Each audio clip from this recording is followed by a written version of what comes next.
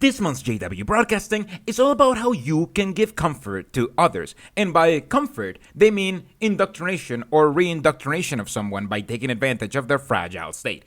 This is probably the strongest indoctrination tool for Jehovah's Witnesses, and we're going to break down how that works in this analysis. Don't forget to like and subscribe. Let's begin. This is JW Broadcasting.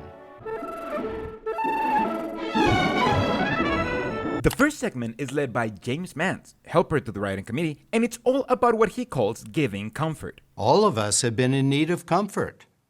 You don't remember the first time you cried because you were hungry, uncomfortable, or needing to be held. But you probably do remember the last time you needed comfort. And no doubt many of us are in need of comfort right now. This sets up the life of a Jehovah's Witness because being in a cult makes people secretly miserable. Miserable because a cult is designed to make people feel like they're never good enough. And secret because a cult usually prohibits people from making negative comments about the cult or their service to it. James goes through a long and boring list of things that make people in need of comfort. We may need comfort related to our worship, living in a divided household, experiencing persecution or imprisonment, facing ridicule in school or at the workplace, or perhaps a family member or a close friend leaves Jehovah. And it's that last one that he gives us a glimpse into what he means by comforting others. The others are supposed to be almost exclusively Jehovah's Witnesses because this comforting and caring is completely conditional and depending on your commitment to this cult. The moment your commitment gets questioned, that's the moment when Jehovah's Witnesses are instructed to twist it around and shun you, regardless of how much you need comfort. And that's why this is not real love or care, it's an instrument of cult control. James goes on to talk about how you're supposed to comfort someone like Paul did, and then he gives this interesting little story about an almost anonymous woman that perfectly summarizes what comfort is actually used for. Because of the COVID-19 pandemic, she couldn't receive visitors. But Claudine was determined not to feel sorry for herself, and she asked God to give her the strength to comfort others. Claudine contacted a woman who had studied the Bible in the past. The woman resumed her study and attended meetings by video conference. Next, Claudine started a study with the woman's younger sister, who gave her the names of 4 other women who wanted to study. By her determination to comfort others while coping with her own illness, Claudine started studies with a total of 16 women. So staying home in a pandemic is feeling sorry for yourself? The fact that this is in the story that he chose to tell us shows us that comfort is really just a manipulation tactic to look for the most vulnerable people in and outside the cult to try to convert them and reindoctrinate them. For a Jehovah's Witness, there is no comfort without an attempt at indoctrination because they're not actually trying to comfort anyone. They're trying to find vulnerable people in need of comfort to take advantage of that so they can start and reinforce the indoctrination process. Then we move on to Lessons of the Watchtower, a segment where they recycle old Watchtower articles by interviewing people who really like them and having them talk about it. When I look at this picture of Aristarchus holding on to Paul, sticking close to him through a challenging time, it makes me think about how brothers and sisters really helped me out through a difficult situation. This is what I like to call a tear segment, a collection of stories that are meant exclusively to tug at the heartstrings as a way to reinforce indoctrination. Kerry is the best person I ever met. I learned from her that when you let people in, you let Jehovah in too. By having people talk about hard times on camera and how some random Watchtower article helped them, the cult reinforces the belief that you too need to stay close to this cult so you can benefit from this when it's your time of need. Then we move on to the next segment, which is another tier segment, a series of interviews and shots made exclusively to put viewers in an emotional state, which makes them easier to manipulate. The doctor said, "This is your lung. See this mass here?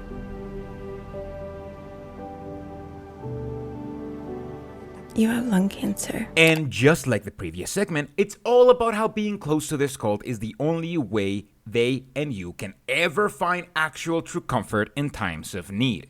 This time, however, the Jehovah's Witnesses show their proposed solution. A team of elders from different congregations that are tasked with visiting emotionally vulnerable people and reinforce their indoctrination. PVG stands for Patient Visitation Group. It's a group made up of elders organized to visit our hospitalized brothers and sisters. It was as if Jehovah were saying, I'm here, my daughter. I'm right here for you. And I sent these brothers so that they can strengthen and encourage you. So don't give up. I never imagined at the moment that I felt the most alone and sad, Jehovah would provide that visit for me and my uncle. The next segment is about giving comfort to people who take care of the sick, and it shows just how little Jehovah's Witnesses help those who are in need, even when they are in their own congregation. Not a lot of people know all the work that's involved. It takes me around 2 to 3 hours for us to get ready for the meetings or the ministry. Looking after someone 24/7 is extremely exhausting for the caregiver.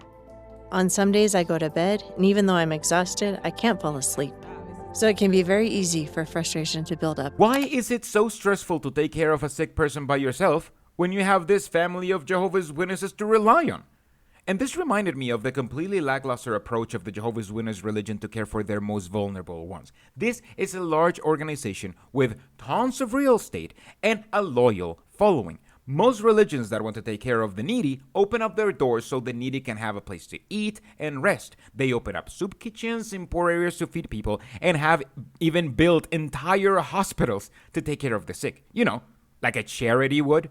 That's why religions don't pay taxes, because a church is supposed to help the community in ways the government can't, and have an easier time at reaching those who need help the most. The Jehovah's Witness religion could do the exact same thing, especially because they own a ton of real estate. They could easily dedicate a building to help the needy, or even give financial and medical help to at least their own followers. Heck, they could even make it so every Kingdom Hall becomes a soup kitchen every Sunday morning to at least feed the hungry. But in a cult, all help flows towards the leadership, never from the leadership to other people. And this segment is proof of it. The only thing that this cult will do to help the needy is to instruct congregations to check on people when they're sick and help them out. If someone in the congregation gets diagnosed with cancer or something like that, then it's up to the congregation members to help them until they get better. But this help is usually only reserved for temporary crises. In cases like the ones that we're seeing in this segment of people who are stable but need constant care, well, you're out of luck. The congregation will not organize itself to get volunteers to help you out, because that's only a temporary arrangement and your situation is a permanent one. Instead, the best this cult can do is to tell the congregation to give kudos to the members who have to take care of someone with a chronic condition. That's the best this cult can do to help those who need it the most. That and sending a camera crew to their homes so they can record them for free and use their story and strength in their indoctrination efforts. The main point of this segment is very clear. It's not to help people who need help.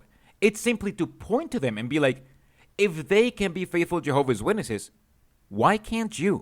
If my wife were here, we'd share this burden together. But now I realize that I do share the burden with Jehovah. This is how Jehovah has helped me to find balance and to be able to take care of us both. Time and time again, when we face difficult situations, the only one who really knows what's in my heart is Jehovah. And every single time, without fail, he provides a solution. Next segment, it's literally the most boring segment of the entire JW broadcasting, and I guarantee no Jehovah's Witness will even remember it the moment it ends. It's called Dig for Treasures, and it's just two voices with a sound and cadence that I can only describe as lobotomized infomercial. I mean, just listen to this bit. Wow, look at what just a few steps can lead to. Researching the historical context, looking for what actions Jehovah takes and when, and making personal application. And there's still so much more. But I'm still not done. I should get a grill glove. After all that, we get our only appearance of a governing body member for this month's JW Broadcasting, Jeffrey Winder, who is here to completely misunderstand the concept of faith. He said, when you ask a dear friend for a favor, you may hope that he will help you out. Your hope is not without basis because you have faith in your friend. You know him well, and you have seen him act with kindness and generosity in the past. Your faith and hope are closely related, even interdependent, but they are distinct. So, how does it work for us? Well, we have faith in Jehovah God, that he cannot lie, that everything he has ever said in the past has come true down to the letter. And so we have sure hope in his promise of everlasting life and in his promise to help us endure today. There is certainty. This is another way that Jehovah's Witnesses reject even the most basic teachings in the Bible, because the Bible makes it very clear in Hebrews 11:1 that faith is the substance of things hoped for, the evidence of things not seen. Faith is, by definition, blind. It's not just hope. It's knowing for a fact that your hope will become a reality despite not having evidence of that happening in the present. Jeffrey, however, is teaching that faith is basically the same as hope, like when you ask your friend for help hoping he would because he has done it before.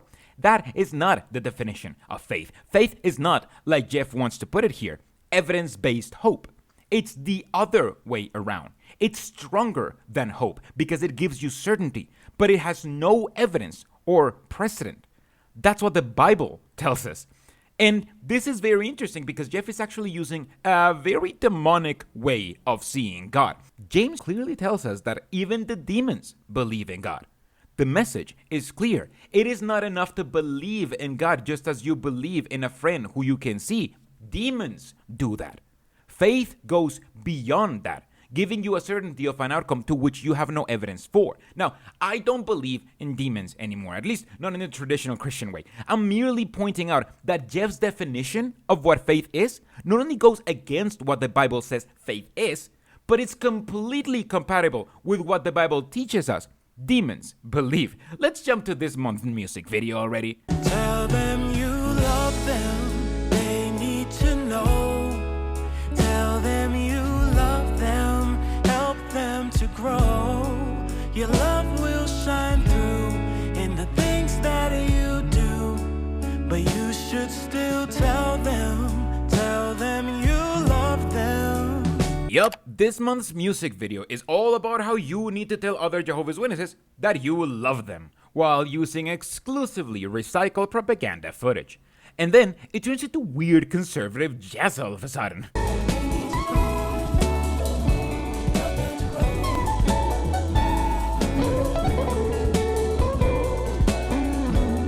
This is what happens when you monitor what Bethelites do down to the music they consume. They end up just listening to instrumental jazz because it's the only thing with funk that doesn't have words that can make other people stumble. And then, when you try to update the songs for this cult, that's how all songs sound like. 6.5 out of 10, serviceable, but ultimately forgettable. The last segment is just a postcard from Ghana with a ChatGPT description. Ghana is a West African country nestled on the coast of the Gulf of Guinea. Its diverse terrain includes dense forests and miles of scenic coastline. And with that, this JW broadcasting finally comes to an end. This was all about taking advantage of the most emotionally vulnerable people to convert them and reinforce their commitment to the cult, all while making it clear that helping the ones in need is up to the congregations and the individual members, not up to this cult.